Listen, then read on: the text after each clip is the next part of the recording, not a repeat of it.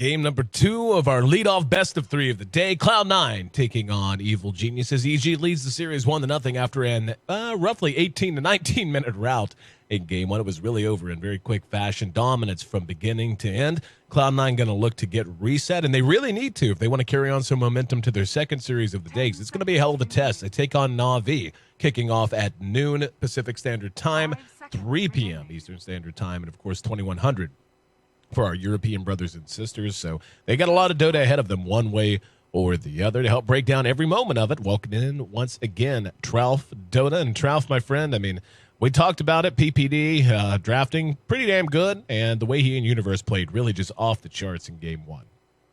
Yeah, and that's not to say that the other players didn't do their job as well. They knew their role, they knew what they had to do, and we saw a fantastic turnaround from Arteezy mid with like 4 heroes there, dropped the hammer, gave time for his team to come back by astraling himself. So it was just a total misdraft and also outplay, I think. But obviously Cloud9 looking to recuperate. This is a pretty evenly matched.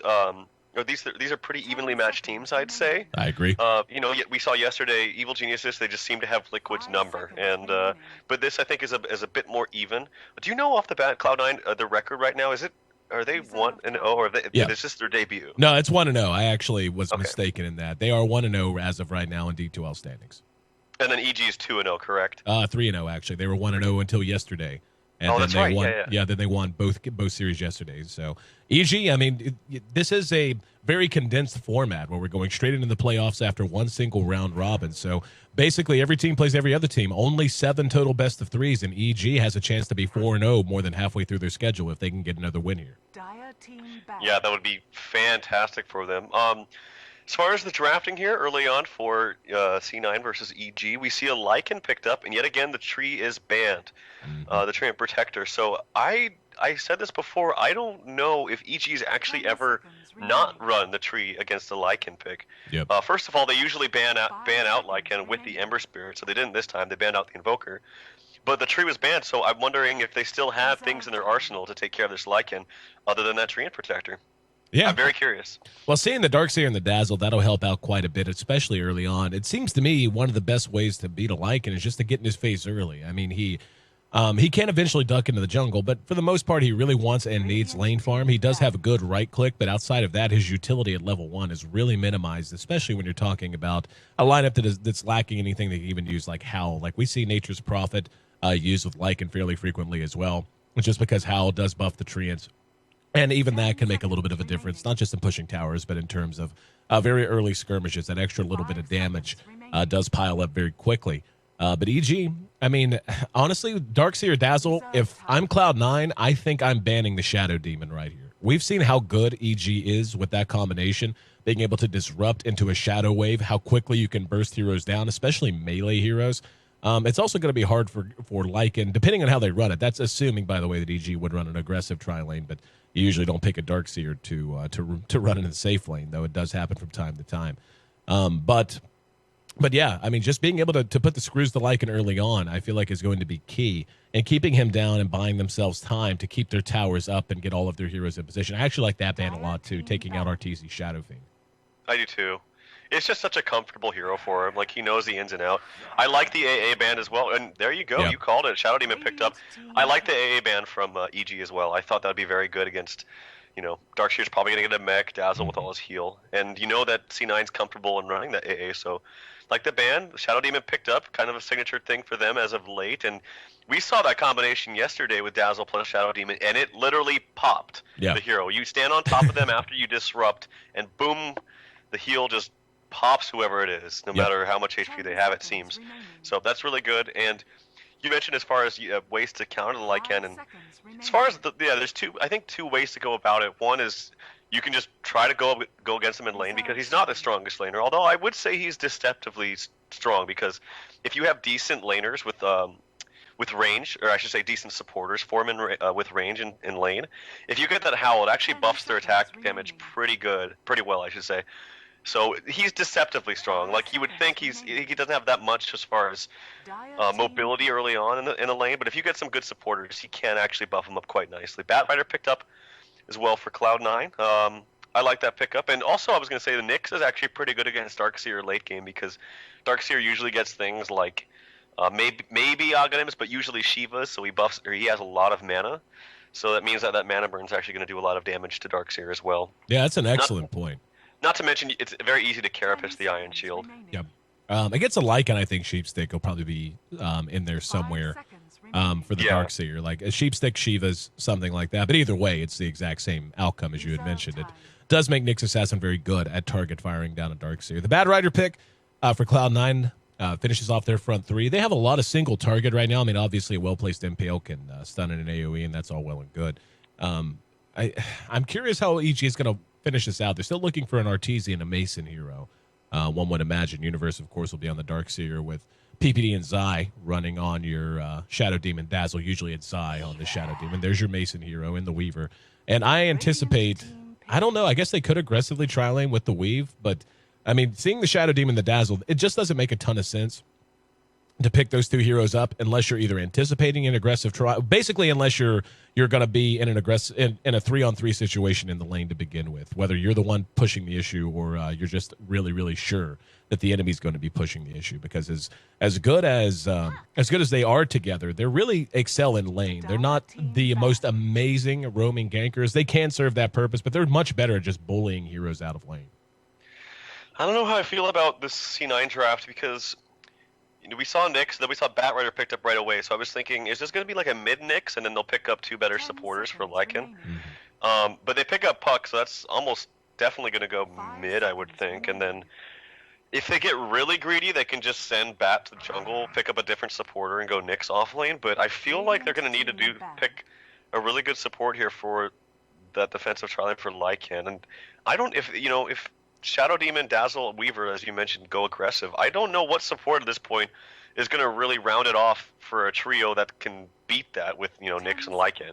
Yeah. So I'm I feel like C9 right now is going to have to pull a fast one on EG and do something different, like do something sneaky and try to catch him off guard, because I think standard laning here is really not going to work up against the triple range, huge burst from Shadow Demon, Dazzle, not to mention mobility from Weaver. So. Yep. Yeah, I think C9's really going to have to pull a fast one here with this last pick. Yeah, I'm curious. And even like looking at their other options, let's say they did something really wonky and I don't know, ran a farming Bad Rider out of a defensive tri-lane just to deal with what one would imagine will be aggressive tri-lane pressure out of EG. And then even if you try to isolate the Lycan one-on-one against the Darkseer, even if you end up sending him off lane or whatever, he's not even going to do well there because he has melee. I mean, obviously he'll get some last hits, but he doesn't have a stun.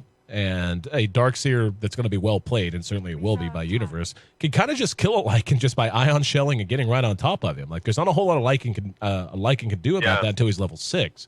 So, I don't know. I'm anxious as well. I want to see what Cloud9 has in mind, and you can see EG banning away the Rubik, and wow, that's fun. Now that makes it something totally different. What they're going to end up doing here, I suspect. I guess they could one-on-one the Axe, but I think what they're going to do instead is solo lane hell, I don't know, man. Like maybe mid Weaver. Yeah. And then they go back lane, like top lane, or no, I guess I always screw that up. I always think that the top bar for drafting is Radiant for some reason. But no, they could back lane like bottom with Axe, Shadow Demon, Dazzle.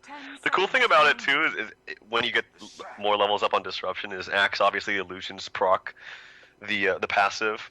But yeah, I don't know. There's a lot of options here for EG. And no, it's actually going to be Arteezy on the Axe. Yep. So maybe Axe mid, I suppose. Yeah, I think that makes more sense to me. I've anyway. never seen him play this. So I haven't this will be fun. Not a whole lot to play in Axe, if we're honest. You dunk on kids. That's what you do. You run up and you get aggro and you spin a whole bunch and then you dunk on folks. It's like you're basically you're Tim Hardaway. That's a 90s basketball reference for all of you, and I actually screwed that up because Tim Hardaway was the crossover king, not the spin king. But whatever. This is esports. I doubt anyone, and I'm old. I'm old to begin with, so I doubt anyone even remembers Tim Hardaway. I don't know about this Lesh pickup, man. Like I feel like these stuns are going to be impossible to hit on Weaver. The surge from Darkseer. You have disruption to kind of prevent it if you see it coming because it's a very long cast animation. Yep. I don't know, man.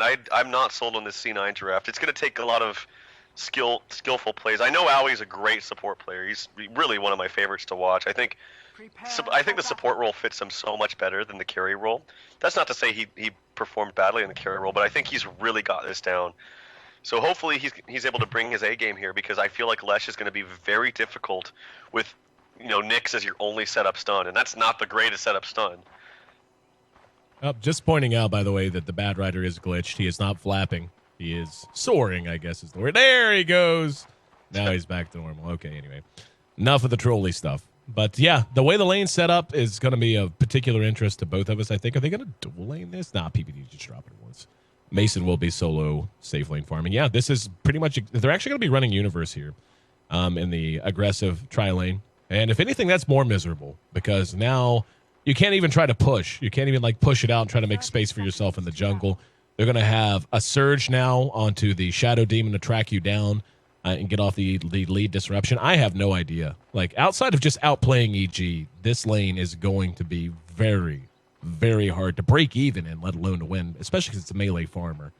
So we'll have to wait and see if they've got the goods. Sing Sing will be on the puck in mid with Bone 7 taking our now Flappy Bat up to that off lane. Mason will be solo farming the Weaver. Should do pretty well against the Bad Rider, but then again, the Bat should do pretty well against him as well. The aggressive tri-lane for EG will be PPD and Zai on our two supports, the Dazzle and the Shadow Demon. The Universe on our Grape Crusader, the Darkseer, and Arteezy running our Axe in mid. This alone will be fun to watch. Howie placed a kind of late ward in the same spot, and that's going to get countered, I think, very, very quickly. Yeah. PPD got the invis, and he got a ward delivered by Zai, so that's going to be countered right away. It's very unfortunate. And I think that the real playmaker here this game is it's a lot is on Sing Sing's shoulders, I feel. Because he actually has the better matchup in mid, I feel, especially with the Howl level 1. Mm-hmm. And he's very timid to try to attack Arteezy here. I don't know why he's not playing a little bit more aggressive, but it's early on. But yeah, I think he's got a lot on his shoulders this game. I think he needs to rotate the second he hits 6, or maybe even before if he gets a good rune and try to make something Universe happen. In trouble at bottom. This could be the beginning they're looking for. But again, even the Universe is just tanky. I mean, a Darkseer is tanky, and they took a lot of damage there. And here comes the Ion Shell back out. Pile Die doesn't have a point into Impale quite yet. Mana burning down Universe, and there's going to be a Split Earth off the mark. And do they have... Yep, there's the Shadow Wave, and Pile Die will be our first blood. And this is kind of what we anticipated. This is just so hard to do anything about. And they're even going to be able to cut creeps ridiculously if they want to. Just put these two supports right where they're standing now and then run Universe behind the tower. They can cut creeps and play that way if they choose to. So that lane definitely going to be going the way of EG. We talked about this, as you said. Sing Sing should do just fine as a ranged against a melee here in mid. He will be needing to rotate and make something happen down at bottom soon. How about this top lane, Bone 7 versus Mason? Let me just pull out this last hits tab here. I think this goes a little bit in favor. I've seen this matchup quite a lot, actually, and I usually see the Weaver win this. It's pretty even, though. I think it's a little bit safer for Weaver, as we see Mason maybe doing something. No, Bone 7, he's taking a lot of damage, though. Maybe he has a bottle. Yeah, he has a bottle coming on the courier for him, along with smoke purchased by Owie. I feel like bottom lane is salvageable right now because Universe doesn't have a Soul Ring yet. But once he gets that Soul Ring, I feel like it's going to be very, very difficult for C9 to do anything. I mean, they do have Nyx spamming, I guess he got level 1 mana burn, which is good against the Darkseer. So that's kind of like their one tool that they have to stop him from spamming out that Ion Shell. Ooh, PPD actually got an illusion rune here. If they can get a disruption, oh man. Pile Die is not the target they want, though, just because he could carapace. Did he find level 2? No, he doesn't have a point to carapace. So very tough for him to counter-initiate. Here we go. Oh, Split Earth shot preemptively. That might have saved him. That might have just been enough to keep them from catching up with the Nyx assassin. He was very, very close to being disrupted, and with that many illusions, I don't know that there's a whole lot he could have done. They will be cleaned up now back there. But the early CS tells us it's a break even at top, 14-13 right now. Break even in mid, 11-11. And here in this bottom lane, Lycan does have 7 CS, so not the end of the world, even though they did give up first blood. And Cloud9, even though I feel like they're still heavily at a disadvantage, is holding this lane together, at least for the moment. Yeah, mid lane is kind of it's kind of difficult and very random to play against Axe. Obviously, he's very disruption onto Eternal Envy, but no, it looks like he will be fine. Yeah, Axe is very luck based because if you're trying to aggro constantly with the creeps, if you don't get any spins, then the other hero is just going to auto attack you to death. But it looks like he's gotten a little bit lucky. I'm just assuming. I haven't been really watching. I'm not the biggest fan of his skill build though. I don't really see that much point early on, getting more points in level 1 in the Berserker's Call because it scales rather poorly. Yeah. As it's only a 0.4 second duration increase. So yeah, I'm not the biggest fan. Oh, he actually gets a lot of spins in mid. No, but Sing Sing will be fine. And actually has to use the illusionary orb. So if Arteezy gets another lucky Berserker's Call with some good spin procs, might be able to net kill. And here in this bottom lane, shoved out again. Every time basically it gets shoved out like this, you have to wonder how aggressive they can get. And we see Zai. I don't know if he saw Lycan there. Lycan's actually heading elsewhere for the moment and freeing up some space for his supports. Lycan, is he going to try to jungle? Doesn't have enough mana, anywhere near enough mana for to summon wolves. And he's just taking a look. And there we go. He's just going to use Howl and jungle with that. So, yeah, that's an interesting decision. How do you feel about Lycan pulling out a lane there? I think it's fine, actually. Like, he's not getting anything bottom, and he has Zai's right on him. He's got a double damager, and this is devastating. That's a solo kill from Shadow Demon onto Eternal Envy, bringing the Lycan down. He's now level 4, and, yeah, like, I cannot imagine the anger right now, because who just expects him to just show up like that? Yeah, I mean, Zai, he knows that Lycan's gone somewhere, so where's the only place that he could be? It's got to be trying to find farm in the jungle. And to make things even worse and add insult to injury, actually hold that thought as there's a disruption, plus the Berserker's Call onto Sing Sing, and a dunk! Great stun from Aoi, though he might get a return kill, but there's a lot of damage on Arteezy. He's popping those bottle charges. One more auto attack, maybe? No, the bottle charges keep Arteezy alive. Zai maybe in a little bit of trouble. The Wolves being assisted there from EE. The stun off the mark! But the Wolves still get the kill, so at least a little bit of a good play there from EE. Actually, a very good play from EE, at least having those Wolves there. And he's actually got level 5 now, so this is where Lycan actually starts to get pretty damn strong, despite the hard start he's had early on, is those level 3 Wolves. Universe and PPD have eyes on Pylite Eye. Surge on him to make sure he can get there. Doesn't have any mana to contribute. And Pylite Eye will pop the Carapace. Shadow Wave was fresh. Sing Sing has rotated down. Not going to say Pylite Eye might get a return, though, as Universe and PPD are coiled down, but he has nothing else to follow. So they get another free one. That makes it 5-1. This bottom lane, a complete and utter disaster, an unmitigated disaster at that. And Mason already in great shape. Mason's going Midas, so building on the lead and the space that his team has granted for him. Just pure efficiency. We can see, based on kills and gold, already a 3,000 gold lead for EG at 6.5 minutes in. It's funny because I've talked to PPD, Peter, before about his thoughts on aggro tri-lanes, and his exact words literally like about a month and a half ago were that they're shit. Like he said they're shit, he doesn't want to do them, and it seems like I see them almost every game do this now. Oh, there's an action onto Aoi. Yep. He might be dead. No spins there, unfortunately. There's a disruption, though, with the Ion Shell onto Axe and Dunk. Aoi is dead. Some pursuit onto Sing Sing. Should be fine, though. Call in 1 second, though. Oh, no, a little bit of a mistime there, but it looks like Sing Sing might get another one. Gets him with a double kill. Yeah, Sing Sing, I feel like he had Orb for a long time and just didn't use it, but this is becoming an early disaster yet again for EG. And this offensive tri-lane stuff just seems to be working out so well for them. Honestly, since for a while now, since the last patch, offensive tri-lane just seemed to be so much more efficient. PPD, I have no idea what he's doing there. He is going to end up dead for sure. He's actually, going to be drugged to the edge of the Roche pit by some time. Universe actually comes in to try and track him down. And, yep, finally being brought back. Behind that, though, we're going to see another kill as they manage to get Arteezy. And we're beginning to see C9 counterpunch a little bit. But still in quite a bit of trouble. 7-3 as EG continues to maintain their lead. But Cloud9 finally showing some signs of life. But, yeah, if you take a look everywhere at the graphs anyway, the experience ticked up a bit. But even with those kills, the gold graph still plummeting southward. Yeah, it's really unfortunate, too, when Sing Sing transferred bottom to try to save Pylite Eye. He saved his coil for a long time. I think he was like really adamant on getting both heroes and the silence off at the same time, and I think he could have just like coiled right away to save Pylite Eye, and as a result he didn't even get a kill out of it. And like I said, I feel like Puck is the one that's going to have to be really the playmaker for this team. Luckily, he actually has not too bad farm. He's got a relatively good timing on the Vlad's considering his circumstances early on. So I would say with a Lycan that has this Vlad's, this game is still manageable, but it's going to be very, very difficult. And EG, it seems once they've solidified a lead, action on the top, Highlight Dies in trouble. Yep, Doe behind his own tower. He will use his Vendetta. Mason's right there behind him. They have no detection, so he will be able to make it away. But this Tier 1 in obvious trouble. PPD's now hooked up with Mason, continuing to use that Shadow Wave to melt down creeps and anyone else in the way as well. Bone 7 is hanging out with an Invis rune just to the side. We actually see a Sentry down here as well. Yeah. And he has an upper blink, and he's not buying it for some reason. Bone 7, he's got that blink, so buy it. As you wish.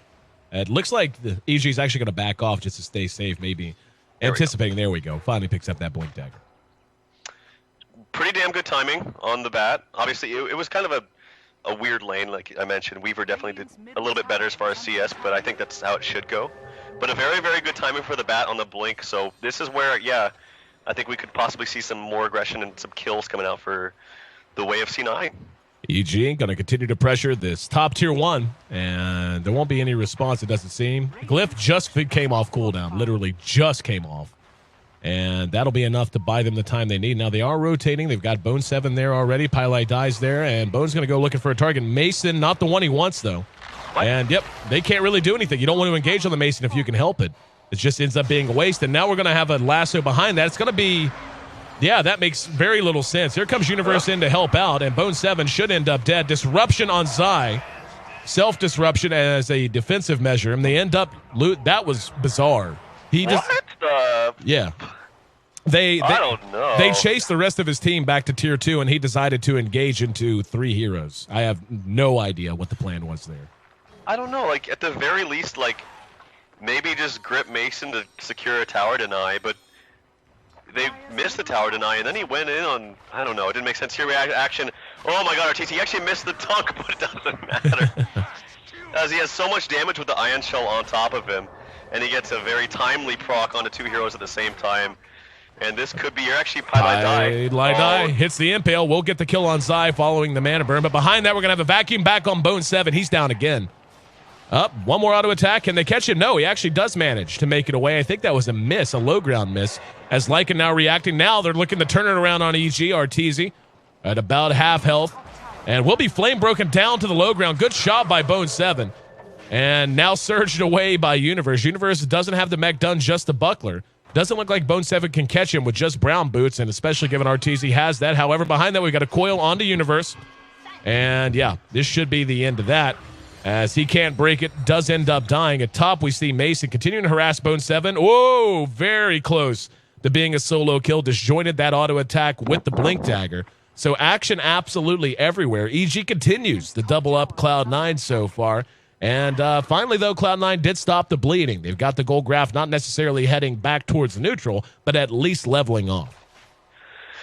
Yeah, but it's going to be very difficult. I do love Lycan, though, in these situations. He's got decent farm, but Axe with his very early blink dagger is just kind of wrecking havoc. And we mentioned with the Ion Shell on top of him, he just does that much more damage onto whoever he initiates. Alway may be in a little bit of trouble, as actually Arteezy feels he's taking too much damage, and it will be a little bit of a stalemate down there in the bottom river. Arteezy able to make it away, had help from PPD, as well as others. And Cloud9's actually stabilized quite nicely, I think. They looked like this game was in real danger. Up, hang on. You're going to see Arteezy get another dunk. That's what they can't have. Sing Sing can't be dying. You know, and it's not to say it's necessarily his fault. I mean, it was just well played from EG. Got right on top of him and dove him under his own Tier 1. But Sing Sing really has to be the playmaker and the difference maker for Cloud9, just given the nature of their lineup. You take a look at the Lycan, as you had said, he's got Vlads, he's got Medallion.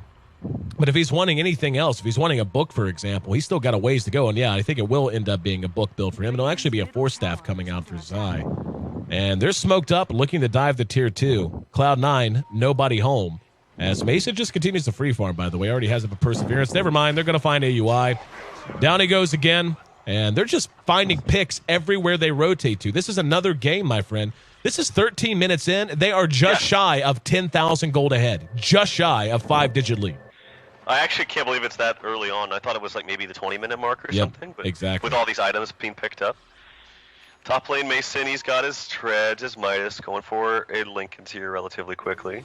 He's trying to scout out, do some scouting with the Wolves, and they're kind of cornered. They're kind of backed into a corner right now. They've got so many towers down, and EG just has all the momentum and the items coming their way. And they also have late game secured with the Weaver having that Midas. So they just have everything going for them. And Sing Sing, and this is just, showing the game he's had, is currently sitting at 0-4. And we're going to have Mason lassoed by Bone 7 here in this top lane. AUI is right there to help out. Well shot with the split earth, and he was actually flame broken into it. Zai was coming ahead to try and do something to save him. So, it just feels like one step forward, two steps back for Cloud9. That was a good kill, but they've given up so much in order to get that kill that it almost doesn't matter. I mean, and that's kind of what the goal graph reflects. You see these weird kind of like no spike up or spike down. They're like these smooth curves where they make something happen, but immediately the efficiency and the just right now superior movement of EG just kind of smooths off what should be a sharp spike up. Well, they're so far behind that whenever they have to get it, or whenever they try to get a kill, they have to bring at least, 3 to 4 members, if anything, to get that one kill on one hero. Whereas EG's spreading out all their heroes and maximizing their farm. Might see an engagement here. If maybe they can throw a sentry down quickly. Pilot Eye, he is vendetted. Looking for the surge, but, looking for an impale. Still behind PPD.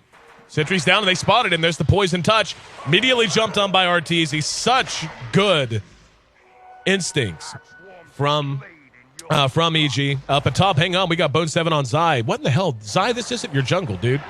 He is still enough to chase Bone 7 away. He's got 3 stacks, and Arteezy's there, dunked on. Or no, he won't even need to. Battle Hunger will do the job. Maybe. Can he get there? It's only level 1, but Zai. That's all he needed. So this, it just, whenever you get to a point that a Bat Rider is scared of a Shadow Demon, something's wrong. Yeah, and I think there were several problems with this. One, they got caught off early on in the bottom lane, which was, it was kind of to be expected because they just had a better lane for EG. Coil comes out from Sing Sing, purely defensive, and he might get gone on here with a blink from Arteezy if he's feeling manly. Are you feeling manly? He is. Can he get some proc? Oh my god, can he? Yeah. And he gets the dunk home. Gotta dive behind the tier 2 now, try to catch up with Pilot Die. And Pi will be able to make it away. In the meantime, we've got a pursuit onto Mason. It's going to be Eternal Envy right behind him using that medallion. Right click is decent. Sentry down, but that's a sentry from EG, actually. And Pilot Die throws the impale. Does catch Universe after the Vendetta, but Arteezy willing to take all the damage. And the carapace goes up. It's not going to matter, though, as Arteezy going to get the dunk off and a vacuum as well as a grave. He's going to keep him alive. Bounces his axe off the back of Lycan that time, so overestimating the damage threshold just a smidgen. But EG just continues to pile up kill after kill after kill. They continue to have pretty much the whole team all in range. Universe does have his mech done. If they need to use it, Arc Boot's going to get them back in shape. Mason now beginning to show up and get involved in the fights. He's got his ultimate orb on the way. Tier 2 is going to drop for free. And you wish you could analyze it more, but what's there to say? EG's just really, really far ahead. Yeah, I think they have this aggro tri-lane down with specifically like heroes like Treant and Darkseer and Dazzle, and it's been running with great success. And I think the strength is that they don't necessarily give it away. They could just go off-lane Darkseer, which is still fine, and they could just go safe lane and farm up their supports with pulls. They have the option, and that's I think the power of EG right now in this metagame. Why they're so strong is that surprise effect. You don't know if they're going to go aggro, because oftentimes it's very standard to just run that Darkseer off lane, or it could be maybe a Clockwork. Maybe they go Clockwork tri-lane, and they throw their opponents off that way. But I think the biggest thing here was I don't think Sing Sing played aggressively enough in the mid. He had Howl level 1 to work with, which he was probably doing upwards of 70 damage onto an axe that's trying to take aggro from creep. So I watched him that first wave too, and I didn't see him attack him at all. I think he needed to play more aggressive in that lane. I think that's the biggest thing about this match so far. Sing Sing definitely has had a lot of problems, and we could see 0-5 for him. Not a standout performance, or one he's going to want to remember. Up atop, Eternal Envy will get caught as Arteezy able to jump in with the Blink Dagger. He's going to go ahead and pop the ultimate after Berserker's Call wears off. He is slowed by the Poison Touch. Can they catch him? Yep, there's a stun. Universe is there. Vacuums him back. And he just did it to was that a wolf? I think he got.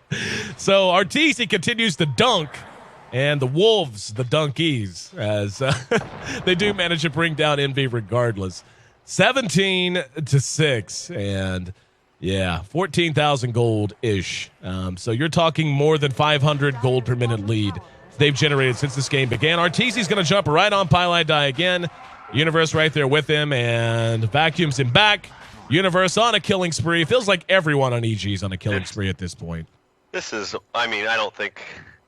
It just looks like C9's demoralized. Like, this is not C9 I remember from other games I've watched of them. No. And I think the one thing about it, too, is I don't, especially the first game, I don't think the draft worked at all.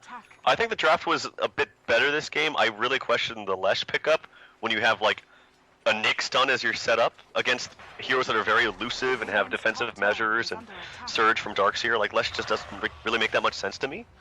I love Lycan, though. I love the rest of their draft, and I think that Bone 7 had a very early Blink Dagger, so they had ways to get into the game, but yeah, they just seem like a completely different team today. Maybe they just didn't eat their Wheaties. I don't know what it was.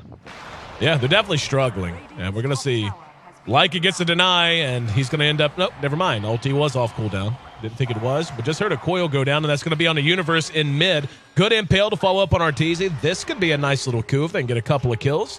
As Lycan makes it away, Universe does... Nope, never mind. They did catch Lycan. I was watching the battle down here in mid. It looks like they did track him down. And now Arteezy going to turn and try to go to work. He's eating a lot of damage, caught with a split earth, and could not get the dunk off. However, Grave. Such a good play. And Zai continues to just kind of be everywhere he needs to be. Going to disrupt himself that time. Should end up dead regardless, and will. So, well shot by AUI. And they just lose their courier? I think they did. Who was it, Radiance or Dyers? Yeah, it was Radiance. Well, they did pick up the gem. That was funny because Zai like disrupted himself for Lesh, which is like a common combo on one team. So he kind of screwed himself. So I guess just C9 showing some signs of life. The graph is still pretty badly in favor of EG. But yeah, it's very hard to find things to say. They're still hanging on for dear life, but we still haven't even really seen Mason engage with his full items. He's level 15, highest in the game by far.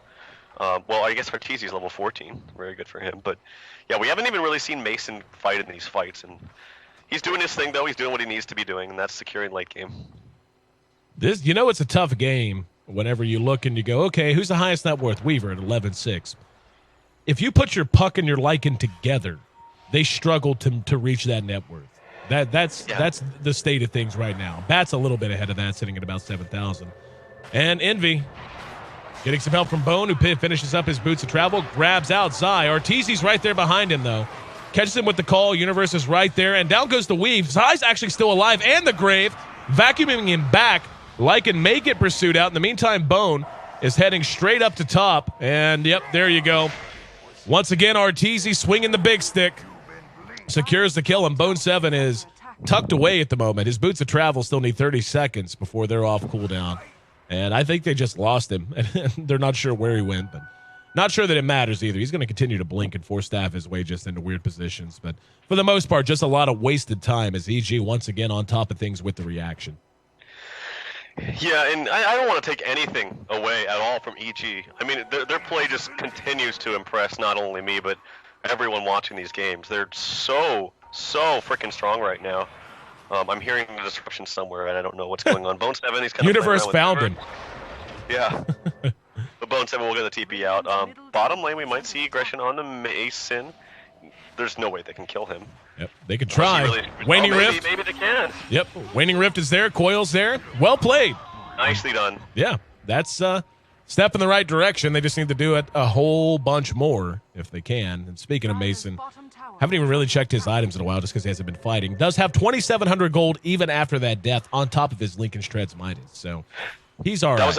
That was a really nice open stun by Aoi. Like Aoi's just again continues to impress me a lot. I think he understands. I've seen him play Lesh actually a lot too. Despite it being a difficult game for Lesh, he's finding openings where he can, despite them being at such a huge deficit. As a pause comes out for your first C9. Lincoln's is going to be the pickup for Universe 2, by the way, which I think is kind of interesting. But Like you said, a pause, and this is our second game of our second best of, or excuse me, our first best of 3. We do have our second best of 3 coming up next, and could end up being a while away. If this game ends up going the way it certainly seems like it's going to, and ends right around the 30-minute mark, we'll be more than an hour out from our next best of 3. That will be Cloud9 taking on Na'Vi and the tail end of their doubleheader. EG looking to shut the door and walk away 2-0 victors and improve their win streak here in the Western Challenge to 6, as they've really been on a tear since yesterday. We are going to be getting back underway. But, I mean, you know, getting away from being fatalists and really just maybe giving a lot of credence to numbers that seem to indicate things, even away from the graphs and how ugly this game does seem to be playing out for C9. Is there a way, or if you're in the captain's chair, what's the safe plan to try and just get things back under control? I think it's like you just need to go for pickoffs outside of towers. We talked about this before, but it's got to be pickoffs outside of towers where you can't get, where EG can't get to their other heroes quickly, and that's very difficult to do when most towers are up. So they are pushing this top tower. They're going to lose Roshan perhaps for it. But I think that's fine. I think this is a good trade for C9, actually. They just need a little bit of map control and then get some pickoffs with Bad. Or the Nyx Assassin. So, yeah, that's what I was saying, is get these towers down so that when you go initiate on someone, there are less options or places around the map for EG to respond. Roche will drop. They have a glyph on the tier 2 if they want to use it. Looks like they might. There's the edict. And down goes Roshan. Are they just going to trade it flat away? Nope, they're going to glyph it. And looks like they're going to try to run it. They teleport 2 in behind. And Arteezy's coming forward to try and make something happen. They should be able to deny this, really. And, yeah, Cloud9's going to have to pull back. Up, the Wolf going for it. Ends up dead. And Arteezy will take the... 7 is in the... he's doing this again. He's TPing out of EG's base. But, yeah, even though they got the deny, I still think that's, like, okay for C9. They need some kind of map control. They need to get these towers down. And it makes it a little bit easier for, you know, Lycan to do his rat thingy. And he's not going for Necrobook, by the way. He's going for, it looks like, an AC. Yep. Very interesting. Normally, you always see a Necrobook come out just so it helps with the split pushing. Bone 7 looking for a target. PPD spotted out, silenced, and blown to pieces as Sing Sing reveals his Dagon. Saw him just pick that up moments ago. And Universe forced back. Now, Mason's in good shape, but he's going to have to... They need to really start fighting his 5 right now. I mean, they completely picked apart Cloud9. But C9's beginning to run as 5 more often. You're not seeing them spread out all that much. Maybe Envy is just doing what Envy does, playing greedy and finding what he can in terms of farm and solo experience and stuff. And they need him to. He's doing the right thing there. But I think at this stage, EG, as farmed as they are, as well ahead as they are, especially Mason. I guess they can wait on Mason's Deso if that's going to be the choice. He has up 1 Nitro Hammer. Yeah, I think that's a smart thing to do. And I mean, C9, they're hanging on. I mean, they're getting some nice kills. They're playing this smartly. Here's the Mass Commandus up on the Bone 7. He's trying to look for a pick off with Zai, but Zai knows. And he has a 4 staff of himself as well. So, yeah, I think the smartest thing is to get Mason that has that. Oh, no, it's actually going to be a BKB. So he's going ultra safe here. Yeah. I don't know if I really like the BKB too much, but the whole reason is actually Sing Sing initiates on him. Coil on to Mason. Vendetta to follow it up. Lincoln's popped. Aegis gone. That's a great find. Now Arteezy's managed to snag 2. Can they get the return kill on Sing Sing? They do. There's 1 dunk and another. Oh, my God. As Arteezy showing off the scepter and proving that Axe really is the ultimate battler in Dota 2. And I love the way the changes they made to Axe. They make him feel so Axe-like. Just running in, grabbing aggro, and just flat splitting heads to turn a fight around. So even though they do get Mason's Aegis, they're going to end up losing a couple of heroes and at least a tier 2, if not more, off of it. Yeah, and the reason for the BKB is, like, we mentioned bottom lane that was a really nice stun by Lesh earlier on, and that's like the only way they can kill him is to chain stun him and then silence with Puck afterwards. But now with the BKB, he doesn't have to worry about that. He can always BKB out of a silence and time lapse if he needs to. So he's pretty much invulnerable at this point, unless you get a lot of right-click damage from Lycan, but he doesn't honestly do that much damage with the items that he has. And Dire Courier actually goes down. I don't know where. But... I didn't see it either. Oh, it could have been to the Lycan Wolves in mid. Maybe that's where it was? Something like that. Either way, good play, and that certainly helps them out. Shame they couldn't get it down before Mason finished a BKB. I think it was on its way back, wasn't it? Yeah, he has it. Yep. So Mason still with another 1,600 gold tucked away. You can actually go ahead and get another Mithril Hammer like right now and be about a third of the way, if not more, towards his Desolator nonetheless. But for now, the game continues. EG doubling up Cloud9. Cloud9 did stop the bleeding for a bit, but still just about 20,000 gold behind. Bone 7 pops the Lincolns and Mason. And they're going to be able to lasso him back. BKB up on Mason. In the meantime, we see RTZ, and that's annoying. Mason lasso to the high ground, knowing he's not going to kill him with the BKB up. Zai's right there behind him. Zai does have a Force Staff up in 12 seconds. Flame Break, not enough. Not going to be able to catch Bone 7, though. So even though unable to really get anything of true value done, at least wasting EG's time a little bit. Yeah, and again, giving a little bit more time for EE to do his rat thing, and he actually almost has his AC if he wants to buy, if that's what he's going to go for, which it looks like he's going to. Obviously, I don't think BKB would be the best for him because the Axe's Call goes through that.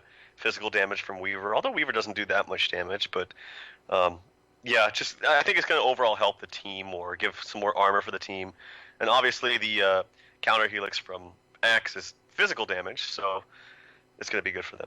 But, I mean, yeah, C9, they're hanging on. I'm actually impressed that they're able to play the way they are with this lead that EG has. Obviously, it's pretty much still EG's game to lose, but they're still hanging on. They're still given a fighting chance. Now, we can see, taking a look at the KD board, Arteezy's Axe has absolutely been a worthwhile pick. 13-2 for him. He's been involved in 18 of EG's 25 overall kills. So he's been looking real good. And really, it's kind of spread out behind him. And his hero and the Calling Blade really has just kind of been the difference maker for the most part. And when you look at the struggles that Cloud9's having, I don't think anyone's struggling quite as much as poor Sing Sing on this puck, who is currently sitting at 3-7-4. So only been a part of 7 of the 12 and has died 7 times. And opting for the Dagon, it seems a bit like a desperation move. You think it's the right call? I'm sorry, I had someone type into me. If you could say that one more time. Dagon on the puck, given how poorly Sing Sing's been doing. Right call? Right. I think it actually is a good item for him. I think the ways to get back in these games is to fight 4v5 right from the get-go, and that's just with burst. So if you have any kind of burst, kill one hero down, recuperate the fight, spread out, and then try to wait for your cooldowns. That's probably the best way for C9 to get back in this game. So yeah, I 100% agree with the Dagon pick. Actually, just heard Arteezy calling Blade a creep. I'm pretty sure, yeah, right there it was. It just ran through and decided to dunk on a medium camp. It's fine. He is getting close to his Shivas. Actually, he has his Shivas. So Shiva's kind of a big deal when you're pretty much your only reliable damage dealer is melee. Yeah. Yeah, it's really nice. I still like Blade Mail on him. And one of my favorite things to do is Blade Mail plus like Mask of Madness, so then you take more damage and then you return it. It's kind of a YOLO build, but he's going for something more safe and it helps his team. So yeah, it's kind of a slower paced game. We had a lot of kills early on in like the first. I mean, you saw, remember 12 minutes, it felt like 20, but now it's kind of gotten a little bit slower. Yeah. Which I think is at the pace that C9 perhaps wants it, because it seemed like EG were kind of rolling over them for a period of time. Yeah, it's EG, I think, are the ones who have slowed this down. They're just trying to farm up their items, make sure that they have a huge lead and they know it, and just making sure they don't give it away. And Wolf does manage to make it away there in mid. But yeah, I mean, C9's moving well as they can anyway. They have to play so careful just because they are playing from behind. The item progression is hugely in favor of EG on absolutely every hero. And the levels, which is something I didn't even talk that much about. Weaver and Axe both are 4 levels ahead of the Lycan. So you're talking a huge level advantage on the side of EG right now. So pretty much any win that Cloud9's going to have is going to come from superior initiation or superior movement/positioning. And EG's aware of that as well. They know how far ahead they are, and they know that Mason now with the Lincolns and the BKB, there's no reason to be in a hurry with him. He's going to be just fine. He got that Midas up. We're 30 minutes in, and he's going to be able to add a Deso if that's what he wants. He'll have that pretty much in the next minute or two. And then they can go do what they want because he's just going to be able to right-click the Lycan to pieces. Even with that Assault Cuirass, he's just going to feel so squishy. RTZ top. He might get gone on 4 heroes here converging. He's very tanky. Can they get it? I don't know. Lasso's there, Impale to follow it, and finally they do. Took everything they had, But they do manage to grab him. And now EG a little slow to react and unable to pursue them out. You know the funny thing about that is Arteezy literally pinged out Bone 7. He's like, yo, I think he's probably saying, I think there's a bat right here. Yep. He literally pinged out right where Bone 7 was, but I don't think he understood that Pilot Die was there as well. Right in front of him, so that was the initiation that he wasn't expecting. EG resets a little bit, and we can see they still have 3 outer tier towers up, but again, I mean, what are you going to do if you're Cloud9 other than what they're doing? They're running East 5. I mean, right now they're a little spread out because they know they have some room to breathe as EG waits for Arteezy to pop back up. And there's actually a Blink Dagger now on the Shadow Demon. I actually really, really like this quite a bit. Adding even more mobility. And, you know, we talked about the strength of a Dazzle Shadow Demon in lane. We're getting to the point in game where that's not as important. I know it comes more about the utility of the 2 heroes, but at least in how they work together. But the Shadow Demon with Disruption is always going to be good, no matter what. He can disrupt targets that get he can disjoint the Bat Rider's lasso, and that's going to become a bigger and bigger deal as the game goes later.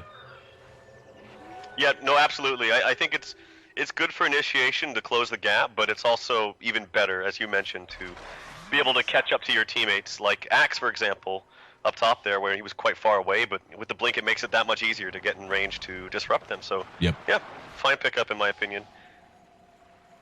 EG taking a look at Roche. Roche is going to be back up in just a little over a minute and a half. So they still have some time to kill still yet. And the rest of EG now moving up towards top. They're going to have a chance to get a pick here on Pilot Die. Yep, spotted by Zai.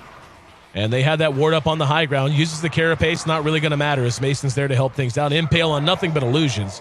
And the rest of them have to clear out. AUI was in the vicinity. He's running back. And Bone 7 teleporting now immediately to bottom. And we see Arteezy. He's rushing along that ridgeline. Once again, a pause. Boys. Coming out of C9. So, sorry, Pi DC. Free kill on blue, huh? So, but anyway, yeah. Right now, it continues to be basically what we've seen all game. Yeah, I was going to say I wasn't. Oh, okay. But at any rate, there we go. Looks like he will be reconnecting for the moment. But yeah, I mean, EG continues to just ride this lead that they've had forever. EG has not trailed a single moment in this game, by the way. Even in experience, it was much closer, very close to the 0 line. But they have not trailed in any metric at any point throughout this entire game. That's kind of surprising. Yeah. Some friendly banter going back and forth between these players. But yeah, they really haven't dropped a beat here. And this is a very scary lineup, this EG lineup. And also to note, too, I mentioned at the beginning of the game with the Axe draft, I was like, I'm not sure if I've ever seen Arteezy play this, but this just goes to show you just how versatile this player is, man. I mean, he can play any facet, any kind of style, any role, it seems, except Alchemist. Everything but Alchemist, and then we're good to go for Arteezy. No, but that was a rough game, to give him credit. Well, I mean, he was asked to do, I think, step outside of his own comfort zone a bit. I mean, let's be honest. Arteezy was hungover. That's what it was. Yeah, obviously, that too. Even aside from that, though, I mean, Axe is a hero where you're still farming. You're just farming heroes instead of creeps. That's kind of how the hero feels and how he plays and how it tends to work out best for you when you play him any given style. The way he played that Alchemist that time was a pure fight build Alchemist who was up in a rough matchup in mid and got killed, made a couple of mistakes, got 2-3 kills behind early, and never really had a chance to do what he does, which is just become a force of nature on the map, clearing out creeps and dominating team fights. So it was a really well-played game for Fnatic to hold him down. But anyway, we are back underway, and Arteezy is quite large, sitting at level 18, and he's going to jump right on Sing Sing. Let's see if they can get him down low enough. They can. Vacuum all it took, and that's unpleasant because he's now down for 60 seconds. The bad-mannered jump after pause strat. Oh, it always gets you. Always catches you off guard as this tier 3 tower is being pushed, and this might be the beginning of the end here for C9, with 2 heroes down, Puck being the most important, no buyback available. And everything at EG's disposal here as far as fighting and pushing these racks. So this, yeah, like I said, this could be the beginning of the end here. Lycan does have buyback. Nyx is back up. He will be lacking it. No buyback on Mason, not that I think it particularly matters, says. He's ulting for Courier here in mid. He might not even get it. Oh, no. EE couldn't get the Courier, and now he's kind of caught in a weird position. Caught out back hero in mid. Arteezy once again adds another kill to his total. And this should just about be that. I mean, that's going to be the bat down and the Nyx Assassin down once again. Sing Sing will be back up in a minute, but I really don't think EG much cares. He's got his Dagon and will be able to do some damage. Yeah, they're just spread out right now, clearing out those towers in mid. Now Arteezy jumping right back on to AUI. Let's see if there's damage. There's the weave, and the coil only caught one, believe it or not. Sing Sing has to blink away. There's the Shivas trying to slow them down, not in range. Yule's used on Zai as he makes it away to safety. And disrupting himself to keep himself alive. Arteezy's there to bail him out. Universe with the vacuum, going to dunk one, and the other dies on the wall. As EG could, honest to goodness, fountain camp them right now if they wanted to. Expect GG anytime soon. Yeah, I don't know why they're just letting this bleed like this. I think they need to call it. And just recuperate, think about what they can do. They're playing the next series, correct? Yeah. Cloud9, yeah. Yep. So recuperate, think about what they could change, and I mean, nothing to take away from EG as they're kind of just toying around now with Heroes. Pilot Eye looking for a kill on PPD. He early grabes himself. Pilot Eye turns around with a stun onto Zai, but it looks like he will die and fall in the end. Yep. Bones Heaven also got picked off, but yeah, GG's finally come out. So game 2 goes to EG 2-0, and I mean, yeah, I don't want to take anything away from EG. They're just playing fantastically, and it's going to take a lot to really bring them down with this huge momentum that they have building for them. They're 6-0 right now for this right now in for D2L, Western Challenge. Yep, yeah, for Western Challenge. Well, no, as of right now, I mean, their last 3 series, they've obviously against Fnatic, they dropped game 1. And then they won 2 in a row, 2 in a row, 2 in a row. So this is going to be 6 games in a row they've now won in D2L Western Challenge play. And they improved their record now to 4-1. So 4-0 with only 3 series left to go. And with that, they more or less solidify themselves a playoff spot. They would have to lose pretty much every single game from here until the end for them to maybe fall completely out if there was a huge charge from higher ranking teams. Honestly, I don't even think that's possible mathematically now that I think about it. We have 8 teams and 6 go to the playoffs with the teams that finish in first and second place getting buys in the first round. So with 6 teams going, I'm pretty sure with 4 wins, it's almost mathematically impossible, if not truly mathematically impossible, for them to miss out on the postseason right now. 35 minutes, 27 seconds, the official game time. EG finishes up another very lopsided kill score game. 34-13. This one took 35 minutes instead of 18, so a little bit longer. And Cloud9 able to extend it, but standout performers don't know that really you need much more than 3 letters, RTZ, as he finishes up 18-3-6 with a 588 GPM. Mason, even though he's relatively quiet, 3-2-3, that's because he meant to be. He had a Radiance by the end, by the way, and 614 GPM and level 20. And on the side of poor Cloud9, I think right as we loaded in, you were talking about how Puck was going to have to be the difference maker, and in a lot of ways he was, just not the way he would have liked to have been. Sing Sing finishes up 3-9-4 and 2-11 on Pilot Eye's Nyx Assassin as well. 1-5 on Envy. Just pretty much hurting across the board, my friend. Yeah, I think especially because they had Howl level 1, he could have been way more aggressive. I mean, like I mentioned, that the damage you get, I think in level 1, I could be wrong, is I think it's 20 for heroes. Yep. Maybe 15, but it's a lot. And it's very, very good for your solos, particularly if they're ranged heroes, which Puck is. Already has pretty damn good base damage to begin with. So I think he needed to be way more aggressive in that lane, and it just did not work out well for him. He got, I think, out CS bit by Arteezy, and he made rotations that were just kind of lackluster and didn't help out his team too much, as we saw him rotate to try to save Pilot Die. The coil was too late, didn't get counter kills, and as a result it wasted his time. So yeah, unfortunately not the best game for Sing Sing, but again, just very, very strong performances from EG across the board, in particular Arteezy with, my god, 18-3. I didn't even realize he had that many kills. Yeah, he kind of went nuts. So Cloud9 falls ugly, if we're honest, biffs it hard. here in their first series of the day, but they've got a chance for redemption coming up, but it's going to be a bit of a test as they take on Na'Vi in their second series. That's going to be just about 1 hour from now, a little over that, actually, just about 75 minutes or so. I'm your host, Aaron A.C. Chambers, that voice on the other line that you've been hearing. Drop all the knowledge and just kind of be generally awesome. His name is Trout. Make sure you check us both out on Twitter. I'm at AC, at AYESEE, and you can find him under Tralf Dota at TRALF. DOTA. Check out the D2L on Facebook and Twitter as well. D2LGG, you can find us under that name on both of them. So again, Cloud9, the record falls to 1-1. Still very early in D2L Western play for them, so it's not as if it's the end of the world. But if they can't get it together in time to beat Na'Vi, they could end up falling to 1-2. And given there's only 7 best-of-3 series all around, that puts them in a kind of in a bubble roll. They're going to have to win more than they lose in their last few matches down the stretch. Once again, you're tuned in to the D2L Western Challenge. Make sure you come back here in about 70-75 minutes. In the meantime, go watch a stream or something. Go hang out and talk Dota with your friends. Make sure you're back, though, for Cloud9 versus Na'Vi coming up, again, about 70 minutes from now. That'll be noon Pacific Standard Time, 3 p.m. Eastern Standard Time, and 2100 Central European Time. See you then.